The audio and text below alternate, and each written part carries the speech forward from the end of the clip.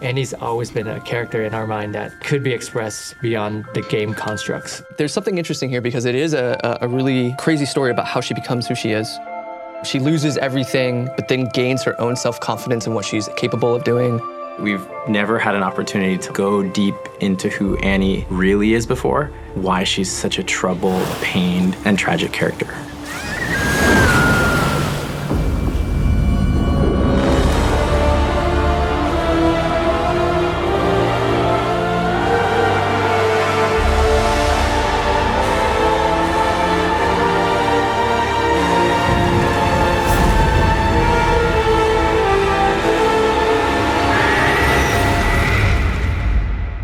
Annie as a character has this dark side of her. She is a little evil. Very little and innocent girl, and so a lot of people underestimate her. She really stands out with her character, with her look, and Tiber, of course. She is this tragic character with these very dark powers. She'll burn you and laugh while doing so. Anthony had a really cool idea on her origin stories, how she became who she is, to help people understand the soul of Annie. If we told that story for the Annie that we have in game right now, just evil kid that has fire, I think that makes Annie's story flat. We wanted to expand her world. A lot of her power comes from her emotion and sort of depth of pain and anguish. Tibbers is central to that power. Tibbers was a gift from her mom, kind of the last tangible memory and connection she has to her real mom. We want to portray this child side of Annie, and that's why we settle on this painterly and fairy tale kind of style. It looks like a painting coming into life. How much can we make Annie's story feel like a child's fairy tale, being told back to you in a medium that is appropriate for that? We've never done anything like this before. There was a lot of R&D that required actually a team to spend quite a bit of time to figure out the look and feel.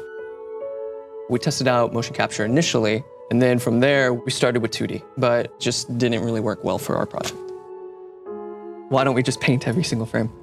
Realistically, if you were to paint 24 frames a second, you need an army of people to be able to do something like that. We're talking thousands upon thousands of hand-painted frames.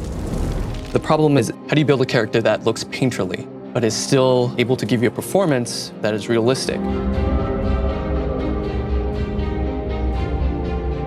We've seen full 3D CG content before. We wanted something that just looked unique and something that we could call our own and live up to an Annie story. I pushed to use realistic 3D and then making it to look painterly. I want to be sure that the end result is looking more handcrafted.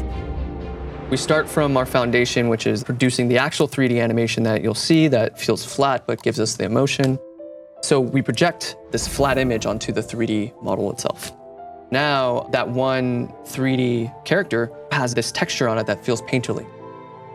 And then finishing it off with the painterly cell animation on top to give it life. All right, so we'll start here. They should be 40% smaller. So I think just the tree on the right is too low. The perspective that everyone has of Annie is her in-game.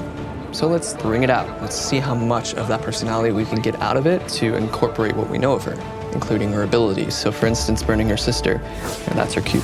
Setting fire to her room, that's her shielder. So I'm hoping that when you do use your R, or when you've actually created Tibbers, that it sparks that memory of oh yeah, yikes. If you want the character inside people's heart, you have to build a backstory to let people be related to them. You're gonna feel connected to her in a different way, and I like her more. Now she's someone real. She's not pixels on the screen. I hope that players, when they watch this, it elicits a connection, an emotion to make you feel for her.